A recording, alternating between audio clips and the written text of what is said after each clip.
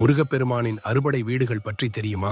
திருப்பரங்குன்றம். முருகன் சூரபத்மனை போரில் வென்ற பின்னர் இந்திரன் தன் மகள் தெய்வானையை மணமுடித்து வைத்தார். இங்கு முருகன் தெய்வானையுடன் மணக்கோலத்தில் காட்சி தருகிறார். திருச்செந்தூர் கடலோரத்தில் அமைந்துள்ளதால் இக்கோவிலுக்கு திருச்சீலைவாய் என்ற பெயர் உண்டு. இங்கு முருகப்பெருமான் சூரபத்மனை அழித்ததாக கந்த புராணம் கூறுகிறது. பழனி சித்தர்கள் வாழ்ந்த புண்ணிய பூமியாகவும் ஞானப்பழம் அடைய வேண்டிய போட்டியில் பிள்ளையாருடன் தோற்ற கோபத்தில் பழனியில் தண்டாயுத பாணியாக காட்சி தருகிறார். இவரின் தோற்றம் உலக உண்மைகளை உணர்த்தும் வகையில் உள்ளது. சுவாமி மலை தன் பிள்ளையின் வாயால் பிரணவ மந்திரத்தின் பொருளை கேட்க சிவபெருமான் சீடனாக அமர்ந்து குருவின் விளக்கத்தை கேட்ட இடம் சுவாமி மலை. இங்கு முருகனுக்கு சிவகுருநாதன் என்ற பெயர் உண்டு. திருத்தணி. சூரனை வதம் செய்த முருகன் திருத்தணிக்கு சென்று தன் கோபத்தை தணித்து சாந்தமானதால் தணிகை என்று இந்த ஊருக்கு பெயர் வந்தது. வள்ளியை அண்ணன் கணேசனின் உதவியுடன் காதல் திருமணம் செய்து கொண்ட இடம் திருத்தணியாகும். சோலைமலை. சுட்ட பழம் வேண்டுமா சுடாத பழம் வேண்டுமா என்று திருவிளையாடல் நடத்தினார்.